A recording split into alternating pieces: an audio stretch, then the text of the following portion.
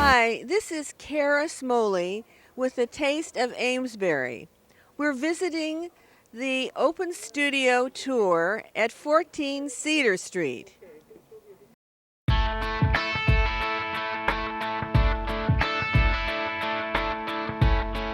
This is our first artist, Muriel Angelil. I wanted to know when you decided that art was your profession.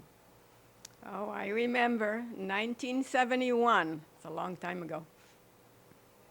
And what usually inspires you, or is that the way you work?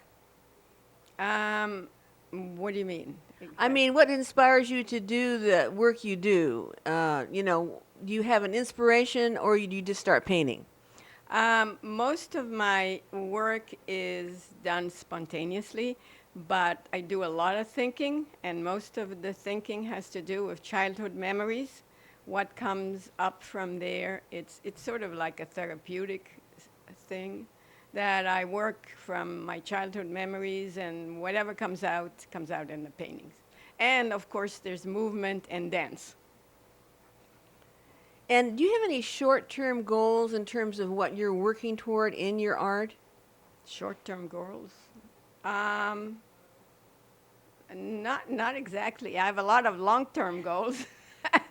I can't remember what the short-term goals are. You mean till tomorrow? I'm hoping that I can survive till tomorrow. Thank you. And what would you advise other people that are going to go into a creative or craft profession? I would advise them to take a lot of classes, look at a lot of other people's work, connect with a lot of people, question them on their process, and think a lot. Okay, now we'd like to just film a couple of your own work, and if you want to say anything about it while we're filming it, we'd be glad to hear it. Sure. Pieces that I'm making, and I continuously make them, they're made out of window screening with cement and found objects and paint. I like to work with screening because it's cheap and because it's transparent and because I can put cement or plaster on it easily and because it reflects the light. It also is the kind of material I've used in my sculptures, so this is leftover stuff from the sculptures I do.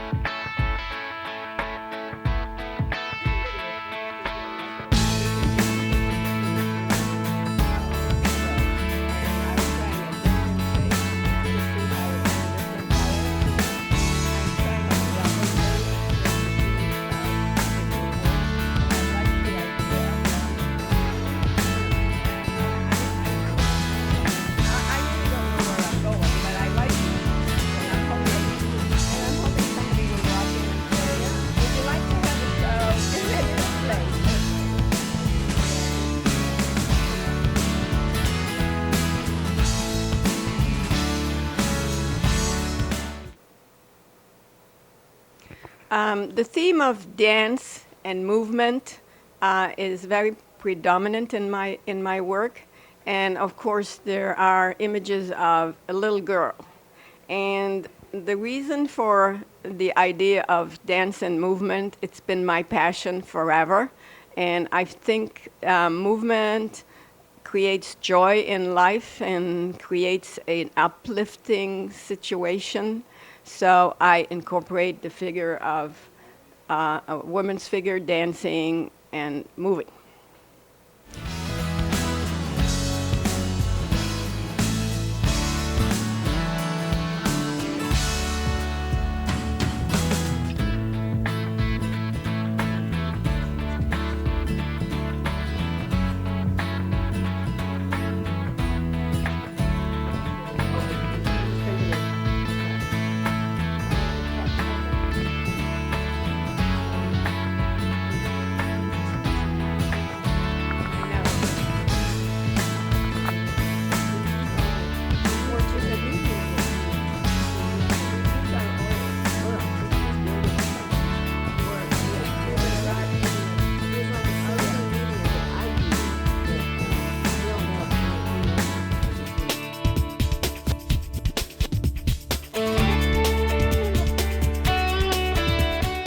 I've been making furniture for about 15 years now. I started by going to school at the North Bennett Street in the north end of Boston. It's a historic school for period furniture. I worked from 5 to midnight every night and weekends, endless work with a restorer and a furniture maker in Medford, which really was where I learned my craft. Not only how to do it, but how to make a living at it. And that's really the most challenging aspect of being a creative artist, but also being realistic and paying the bills. So I was in Rockport. We just bought a house and my shop up in Amesbury here nearby, and I saw Cedar Street. Cedar Street provides me with a neutral space to meet clients, to showcase my work and my portfolio, and also to get in on the ground floor of what I feel to be a really promising building and community. The space I selected is a work in progress, as you can see, and my shop is up the street as a long-term plan to really develop in an area that's coming along. We did an awful lot of research and feel that this is going to be a great place just to enhance and grow my career as not only a professional furniture maker, but an antique restorer and carving turning expert. I prided myself in the past 15 years of my career of specializing for architects and designers in the area. And I've grown slowly but steadily since I started this.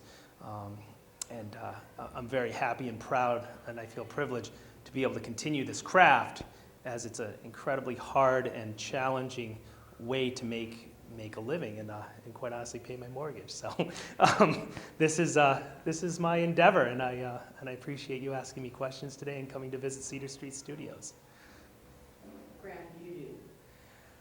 Wow. Well, most of my advice would have them running for the hills. This is for the furniture trade, and I tell this to Bennett Street students. I tell this to people who stop into my shop and are just kind of enamored with kind of the romantic aspect of doing this as a living.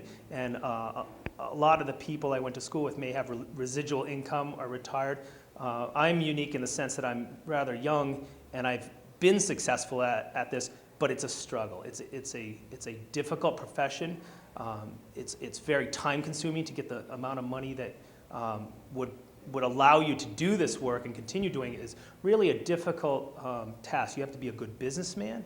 You have to be a good people person. You also have to be really good at your craft. You have to have it perfect. Everything that goes out of my shop has to be perfect to a fault. And I get teased at some times by my significant other, and I've learned that that's also what makes me who I am, is my work, in my eyes, needs to be perfect. It's really hard to find that balance. The piece that you're actually looking at here is a copy from the Albert Sack Points of Fine Furniture. It's an actual replica of a Portsmouth gallery table, which is ironic because now I live very close to Portsmouth. Everything on here you see is handmade. All the inlays I actually made out of ebony and holly, satin wood as used in the traditional piece on the front panels. And at the top is a book-matched crotch mahogany with 100-year-old rosewood that I inlaid. So there's quite a bit of detail and thought and work that went into reproducing this. As I said before, I'm a classic trade and period furniture, and that's a good example of the craftsmanship and the level of craftsmanship that I provide for my clients. And it's also a lot of fun. So. What you're seeing here on top is a carved falcon. I do carving work. I try to cover all aspects of furniture making, as the ball and claw and architectural elements. But this is more of a fun piece, and it's a work that I've put down and picked up, when I have some time, and it just kind of illustrates again my skill and my dedication to all forms of woodworking, not just furniture building, but every aspect, whether it's carving or turning or period detail. Okay, what you're looking at here is just a classic Chippendale chair.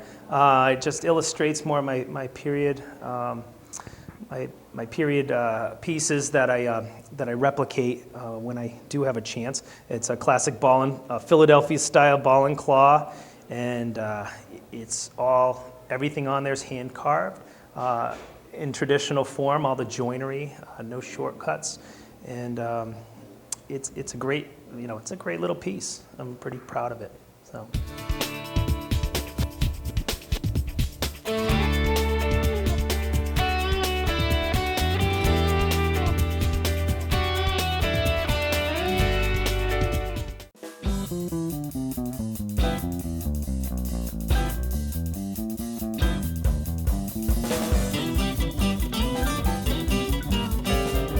My grandmother and my mother that told me that I was going to be an artist. When I was about 5 years old, my grandmother threw away the coloring book and gave me a blank sketchbook and some pencils and crayon and said, here, this will be a lot more fun. And after that, I could never go back to coloring books.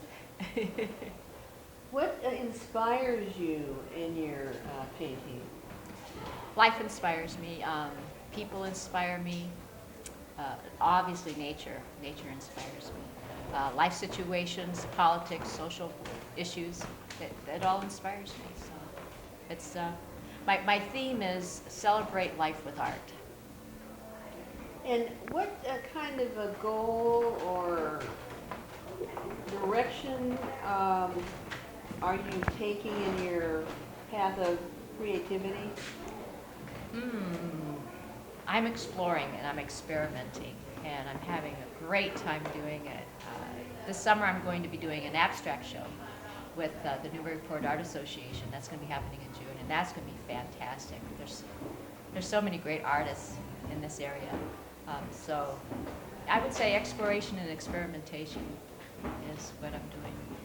What advice would you give artists about the process? Never ever give up. Never stop. But even if it's your lunchtime, get a pencil and paper and doodle. But just never stop. Never stop. And stay in touch with that little child inside, the fun that's inside.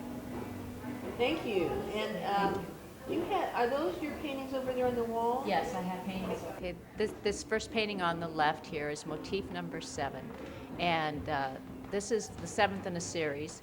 The first one I started was inspired by a woman named Nikki, and I've just been carrying it on. And then to the right of that is motif number 3. And again, this is all basically a series of florals with some very earthy, square forms along with some very soft feminine forms. I find it very calming and balanced. And this painting that you're looking at right here is called Winter at River's Edge. And this was done from the island, I believe it's called Deer Island, off of the chain bridge that spans the Merrimack River out of Newburyport. And one of my favorite places, and of course every spring the people come by to see the eagles, but this was a little earlier. And the colors in winter are just fabulous around here. This top painting here called Water Lily is, well, inspired by my spirituality. And, well, I don't know what else to say about it. It's just something that comes from within me. And I'm very grateful to be able to do this sort of thing.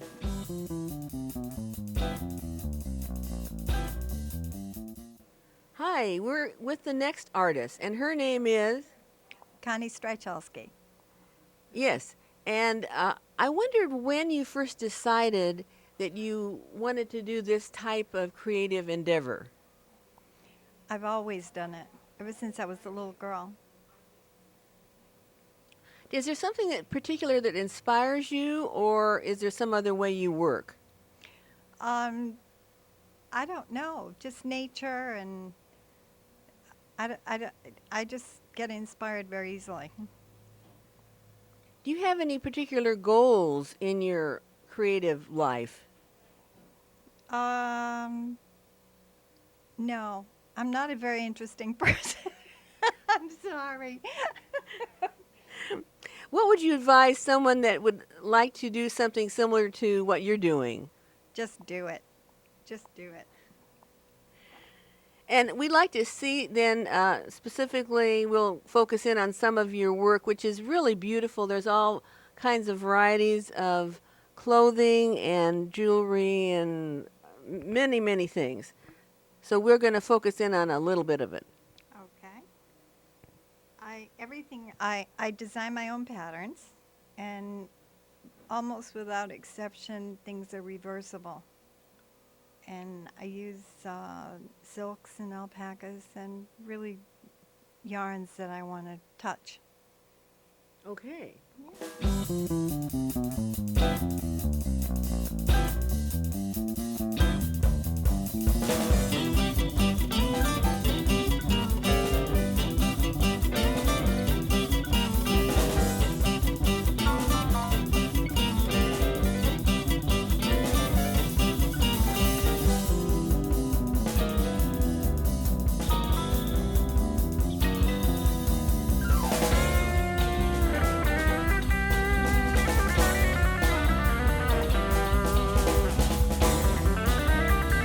People come in, tease me about that I'm old-fashioned, that they feel like they stepped in a old-fashioned world.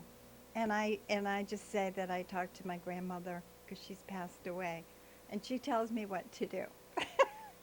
And I do tend to make old-fashioned hats, I guess, flapper type style. I don't know where it comes from unless it's from them. But like I say, everything's reversible, and it's just fun to do. It's just fun to do, and it is kind of old-fashioned, I guess. Yeah.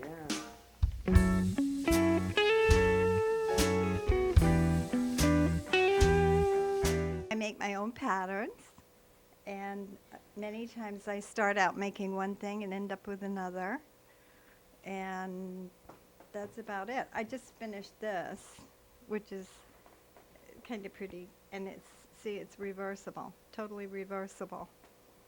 So, and here's the little hat. I make crazy things, what can I say? That's it.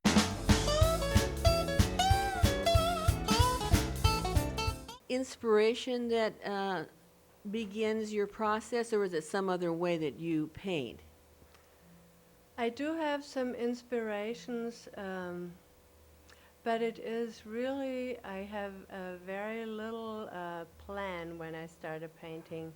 Usually I want to work with a certain structure, or I want to work with certain colors, and then I just let it emerge, and I just work on it. I try to do it very regular, and I come in, and when I'm here, I always work, and no matter what mood I am in, and sometimes it might be that I redo, a whole big part of my painting, but you still will feel that there is a process, and eventually it leads me to some place. What would you advise other artists in terms of the whole process? I think the best is when you manage to really let go of a certain idea of an outcome of the painting. I think it's good to have a general idea, and you asked me about the inspiration. Certainly nature or some sort of light or a mood can inspire you in a way. But my recommendation would be try to let go of strict plans that it has to be this or that way, because the most individual product will come out when you just let it flow. Now we'd like to go around and look at a few different pieces, and you can tell us a bit about them. Well, this painting is called Change, and it is called that way because, first of all, it was a time in my life where a lot of things changed, and I let the change emerge as it always happens. you see this red area here. It has reddish colors underneath. So, but still it changes, and even that, which I would normally not combine with this kind of red, it is of course also a sort of red. It has red in it, so it is a change. It's sort of meant to document process in a way too. Yeah. And I did that after I had done a series of more landscapey looking abstract work. I never really do anything not abstract, but often it comes out to be a landscape because I'm so impressed by this wide open landscape. But I did some of those, and then usually I need a change. I need stronger colors again, freer, no horizontal line that could suggest a landscape. So this is how it came apart and about. And I try to be very free. I try to be, no exact borders between color blocks, so that you can feel the change and some sort of freedom in it.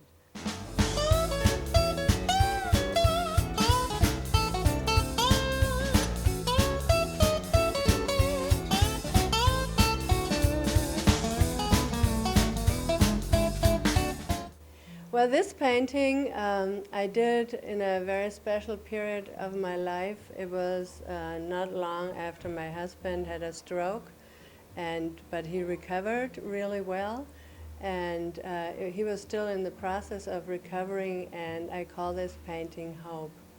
It's gentle. It has many colors in it. When you look closely, it has greens and pinkish reddish, but you don't see it because it's all sort of woven into one another. And then it has those things that are, for me, like blocks. You build them up. It doesn't look very stable, but still you reach the top. And while I was doing it, I was very hopeful, really, and I hope this expresses it. So this was done 3 years ago in 2006. And this painting is called Sand Red, and it was in the same period as I did the other one. And I was ready to put some color on the canvas, and I was wanting to do something very strong and free, and therefore there are scratches, and I usually work with my whole body, and therefore you will not find many small paintings because this is not really my thing. I like to move while I'm doing it, and also what I always do is I put several layers, even if I have one color block that looks sort of monochrome. It is not. When you look closer, you will see that there are quite a few colors mixed together and on top of each other. And here too, where the scratches are, you will see there is something else underneath.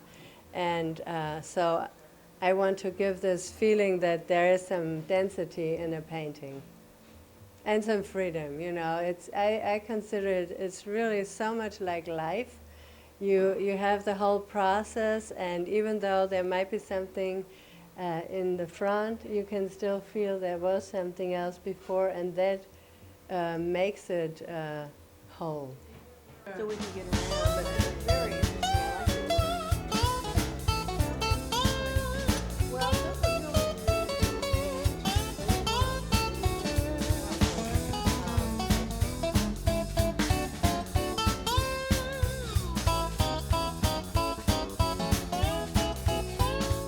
Hi, we're in Roger Kramer's studio, and he's going to do a demonstration of pottery for us.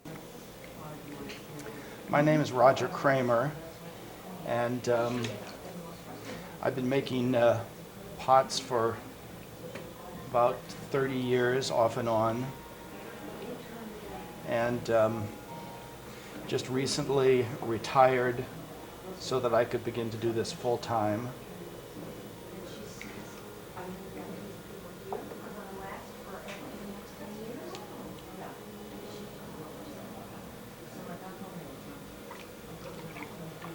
I like particularly the touch of clay.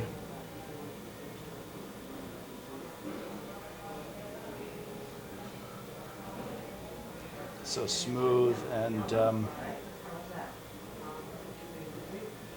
it's almost, you could say, sensual. It's got a very beautiful feel to it.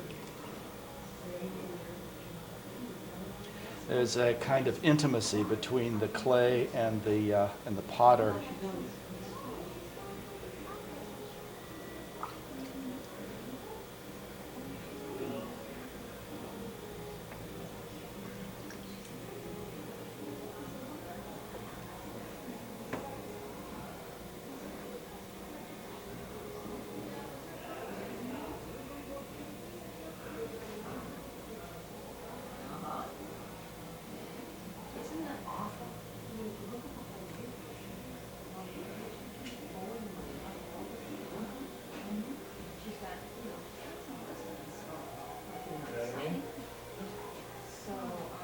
This is called throwing off the hump. So you're not using the whole piece of clay, but you're using just the top portion to make a small vessel.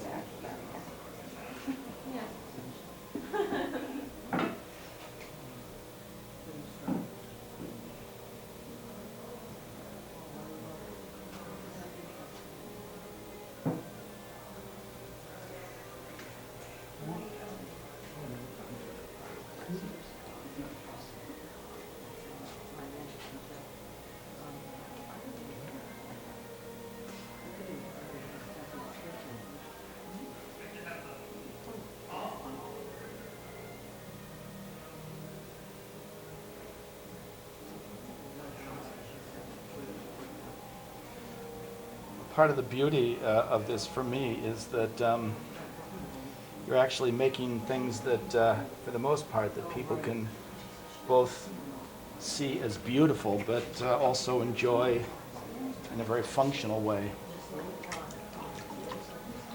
So if this pot makes it through the firing, you know that someday someone will be sitting down at their morning breakfast to have their tea or coffee out of this little bowl.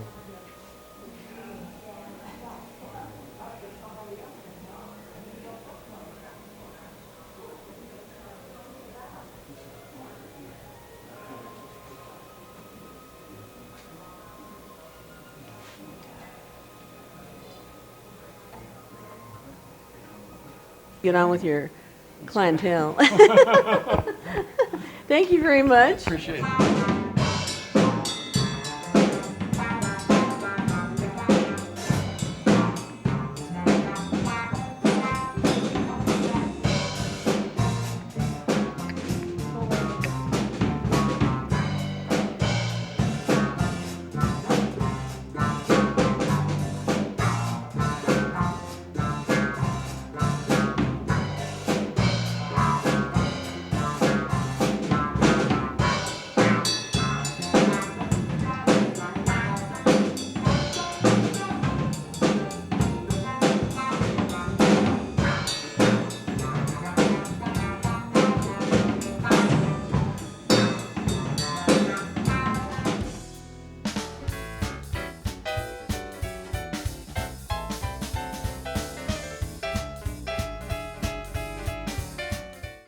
Hi, I'm Becca Donahue, and I'm a photographer here in town.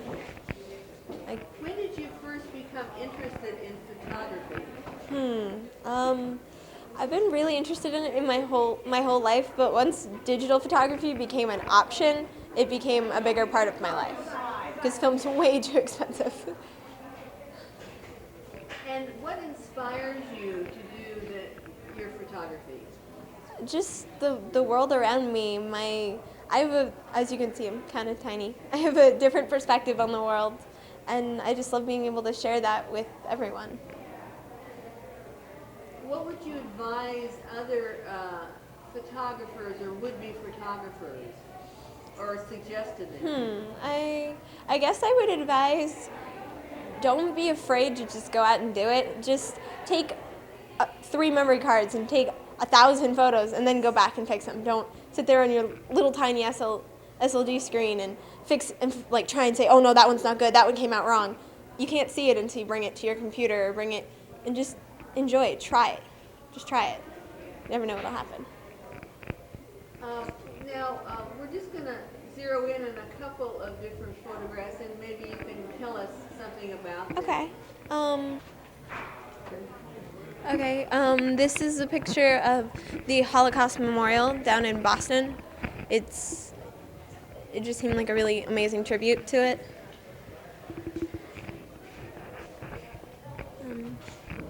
This one is the River of Mirrors. It's actually the mill buildings here in Amesbury, and it actually won an honorable mention in the Boston Globe show this year, and just love it. And I guess the soup. This is my silly alphabet soup project. Sat there for hours with a can of soup setting them, and it just made it for awesome shots, and I frame them all together all the time.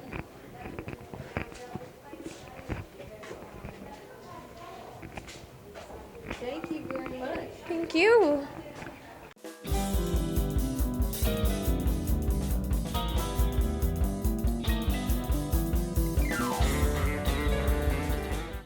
Hi, I'm Eric of EKA Studios for Eric Carl Anderson, and I'm here to talk about my art. My day job's like a decorative painter. That entails faux finishes and decorative borders and murals and things like that. And I also sell paintings every now and then of my own work.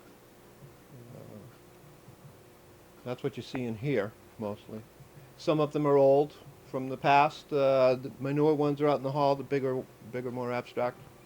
However, I used to work abstractly a lot in the past. But since then, I've picked up commercial work doing murals, like you know, scenic stuff like landscapes and things like that on people's walls, and sometimes on canvas and with installation. And I've done a lot of commissions, just straight paintings. Well, I find it very interesting. I feel my best art comes out when I'm not thinking about it. If I can just get my mind in a place where you know, the past conditioning we all have is not in the way of your interpretation of what's going on, particularly the plein air stuff, like going out and painting landscapes, that type of thing. I definitely try to tune into like a place where you can get past yourself, and you kind of become a conduit to some outside energy. I don't know what you want to call it. Could be God or the universe or whatever, but I tune into that place that, like, and if you can stay there, it seems to like happen. But if I get hung up on little ego trips and they say, well, I want to make that a little bit better or something like that, things start to fall down. So I find that very interesting. Actually, the Japanese have as a calligrapher, he was also a swordsman of the 15th century. He said, this is Japanese, I don't know how good the pronunciation is, but it means when the mind is right, the brush will be right. It's kokoro tadashi kareba sonowachi fura tadashi. When the mind is right, the brush will be right. So I spend a lot of time getting the mind right before I paint. So I've been practicing yoga and things like karate for, well, decades now, to help out the clearing the mind, so it'll be an open pathway to whatever's going to happen. It's all about getting past yourself. You trip over your own ego all the time, constantly. And I find that fascinating. Do you have any goals that you're working toward in your art? Um,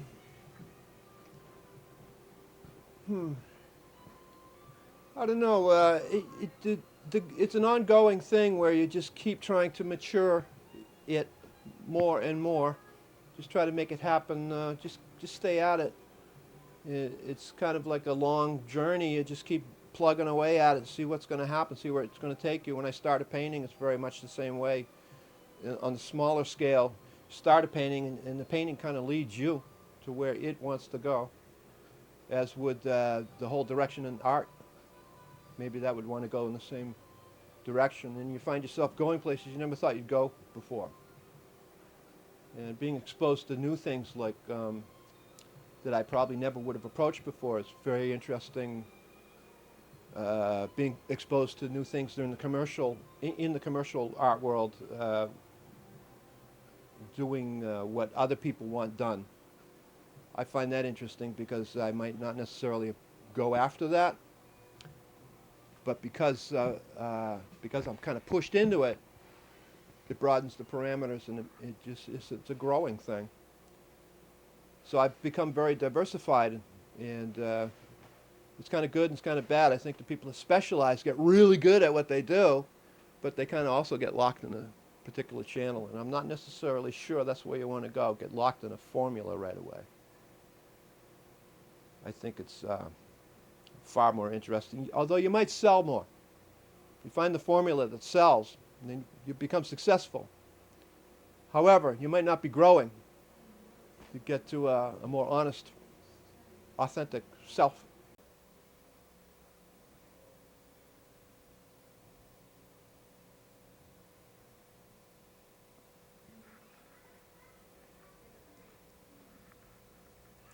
This is some of my most recent work.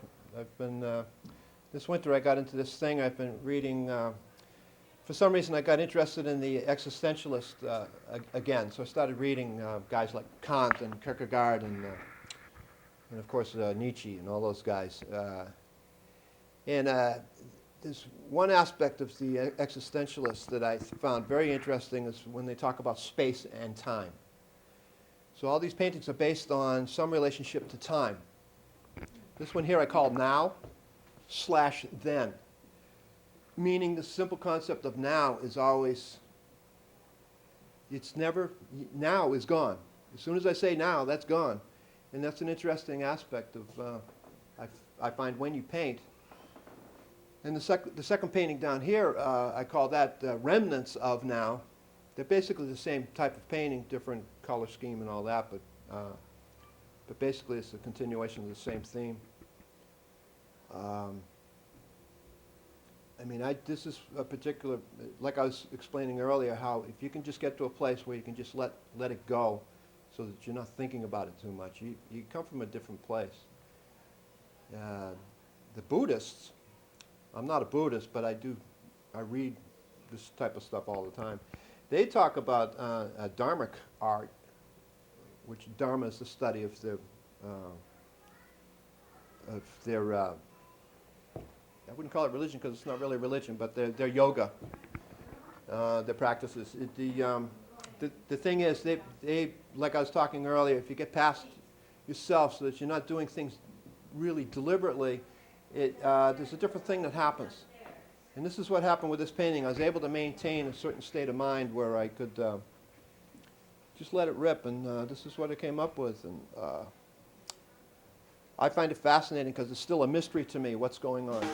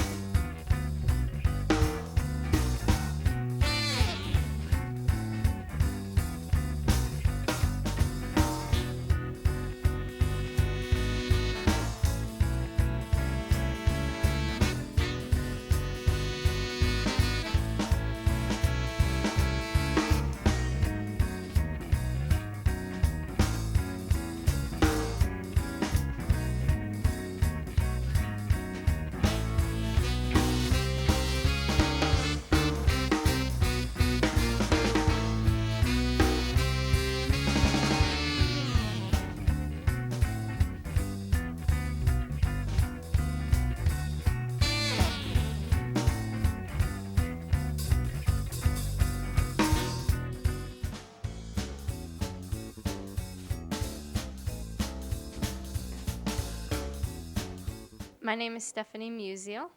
I'm an art therapist and licensed mental health counselor. I think it started when I went to Emmanuel College in Boston to receive my undergraduate degree and started taking some art classes and dabbled a little bit in psychology classes as well and realized that they had a degree in art therapy. So during my senior year, I put both the art and the psychology pieces together and then went on to Lesley University to gather a master's degree in expressive therapy with a specialization in art therapy.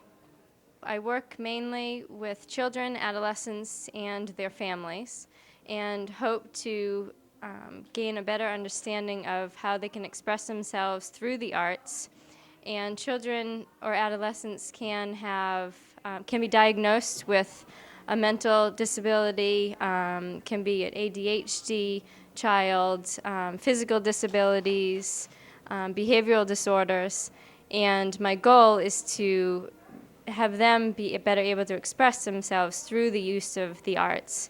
And I work together with their families or their parents to help them to understand how they can help them at home, maybe through the arts, but also how they can understand and communicate better with their children. If you enjoy the psychology field, as well as if you appreciate the arts, and know that it's a very rewarding field to be in, and that in order to have a private practice, of which I do, it's quite a bit of work, but also, like I said, rewarding as well.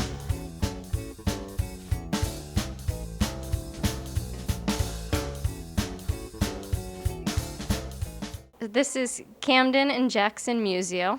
Camden is 7 years old, and Jackson is 5 years old.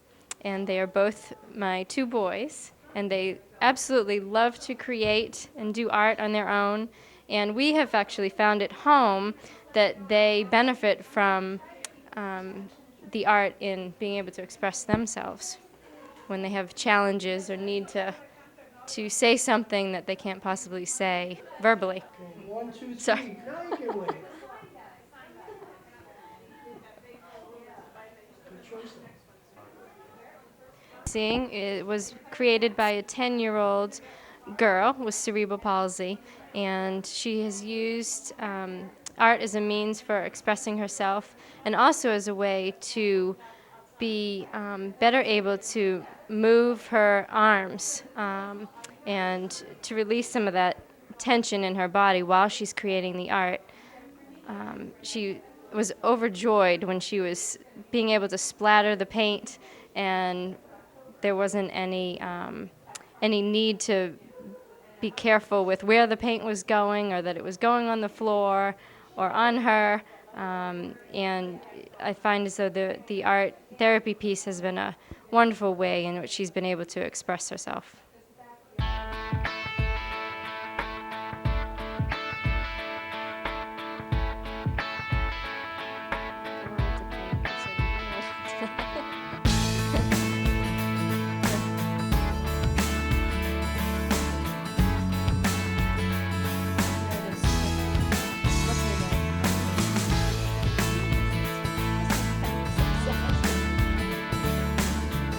That's my older son's on the door.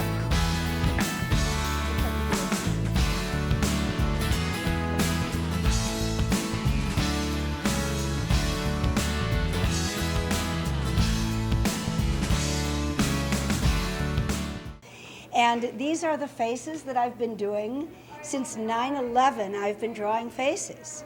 I have about 2,200 now. I think that it was because I just needed to put the color and the texture and the depth behind all of those black and white, one-dimensional Xerox faces that I saw when I was in New York, because I was there at that time. Came home with sort of, I think, a desperate need, but not knowing and understanding it. So here you see some of them, and there are many, many more, but I have a very close and wonderful friend who has chosen to put these into large poster sizes. Originally, these are around 4 by 4 that I now have, being in a book all together.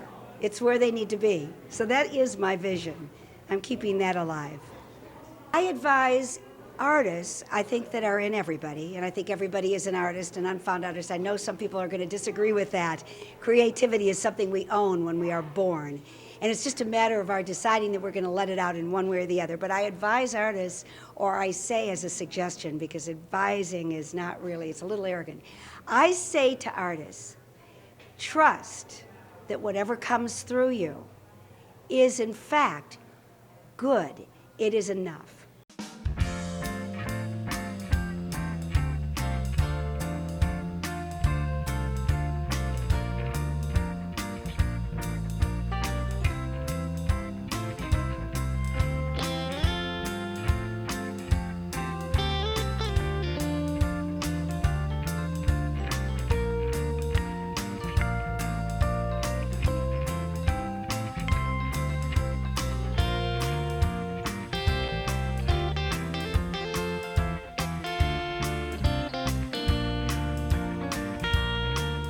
Desire to just let things flow, and it's not an easy thing for us to do this. Children do it so I well. know, yeah. I'm in such awe of children. Right. But we as adults can actually tap that. There is a place where we can go. It starts with trust, and we just have to trust. Right. That if we have something that really is passionate, if we feel very, very strongly, then we know that others do too. We're Right, not right. alone. That's true. That's There's true. always a link. Yeah. And I know that when I came away from 9/11, when I came away from that time, it was a very, very extraordinary experience for so many people on so many levels. But I recognized that something deeply was disturbing me without me being like a disturbed person. You know what I'm saying? But something was really disturbing me about the fact that I had seen black and white, one-dimensional photographs of people. When you recognize that behind every one of us, there are such tremendous layers. We've touched so many people. Right. The fabric of our lives is intertwined with so many others. The texture of our lives is deeper and farther out than most people can ever even imagine. True. And I think that just drove me to wanting to get more color and lines and details and not thinking about it in that sense of directing it. I was able to just, I think, explore what comes up as a result of it. Right. It was it's still an experience. Yeah. It's still going on. Well, I think one of the important things about art is to allow things to flow out of you, to work through issues, to make statements, to explore things that are important to you. You know, those are all things that I do, and I think most artists do. That's exactly right. Right, yeah. You say let it flow. Seems simple to speak it, but to do it is almost a meditative process. I Right. think it's somewhat like going into a state of meditation when you're in the moment, allowing yourself to flow with something, or allowing yourself, like you, to believe that a passion can turn into a reality.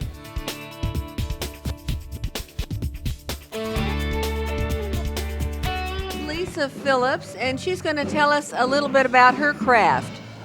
Well, I'm demonstrating silk scarf painting techniques. I hand paint silk scarves, and I sell them in town here in Amesbury. And right now, I'm just, sort of, it's almost like a watercolor technique. I'm just sort of spreading the paint, trying to pull it. Some parts of the silk are wet, and I'm just kind of blending the colors. But I have a certain, I was inspired by Lisa C's novel, Snowflower and the Secret Fan. And in it, she writes about the story of two women who used this secret language called Nushu to communicate with each other. And Nushu, Nu means woman and Shu means writing. And it was developed generations ago by illiterate peasant women in Hunan province of China. And so I try to incorporate some Nushu characters in all of my work. And it's just, it really helped empower those women when they didn't really have much, empowerment at all in the rest of their lives. So, just sort of a feminist statement. And it's beautiful. The characters are beautiful. So I usually do that after I've let the scarves dry and set, and I use a gold resist, which is sort of like a more opaque, glittery paint, and I write the characters on it. So. What would you advise other folks that want to do this kind of craft? Well, I would say I learned much of what I know now from Leah Allman, who was my teacher at Crafters Quarters, and I would advise them to come on by Crafters Quarters because it's a great space. We do all sorts of crafts there. There's quilting, sewing, all sorts of fiber arts, the scarves. I teach classes there on we're going to have a free knitting class for beginner knitters. We're doing it in relation with the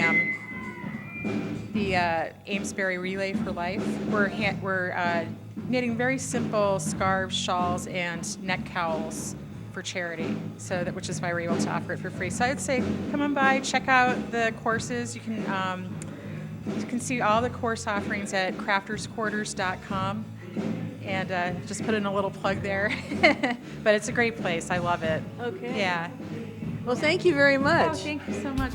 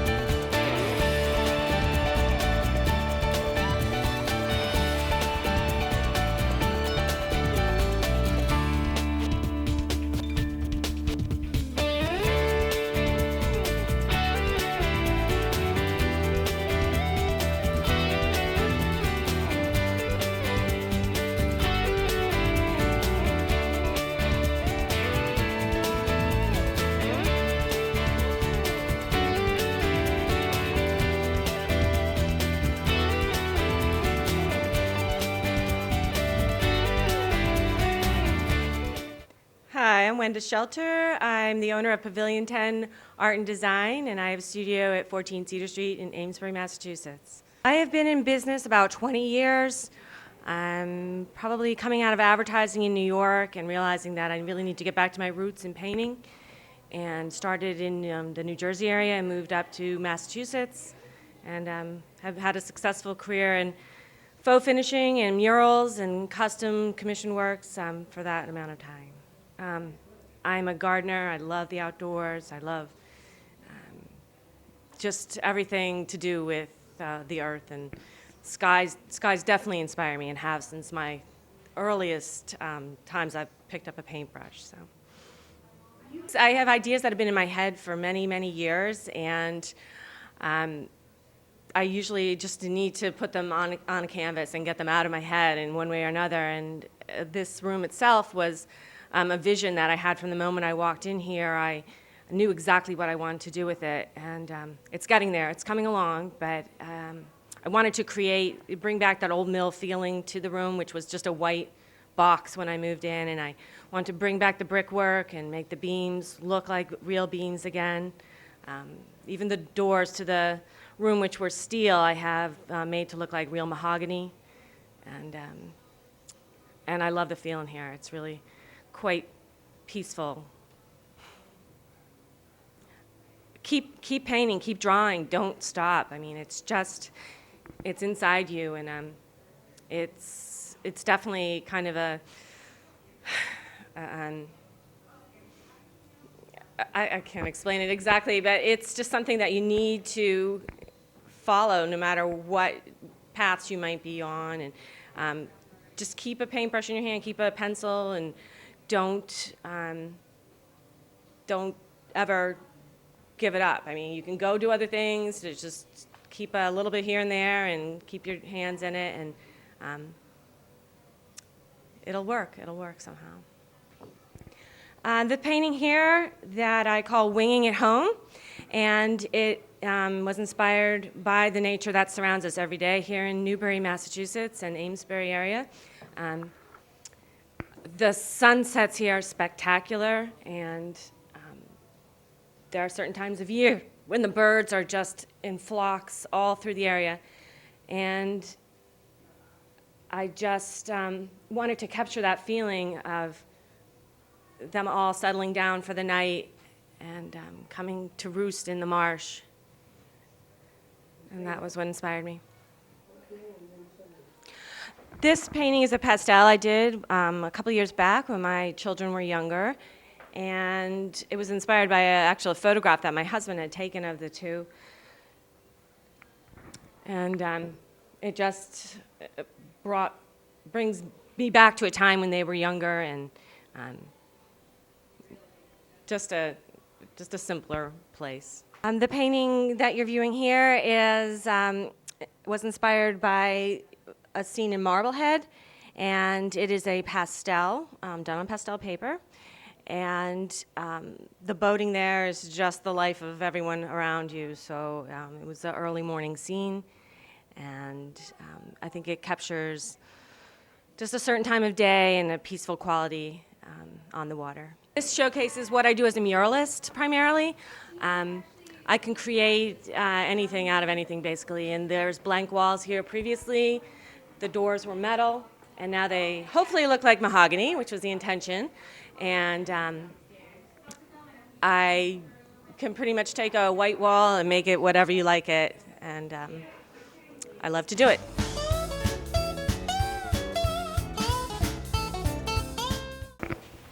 Well, I would say don't buy a brownfields for one thing, because that makes it 3 times as hard.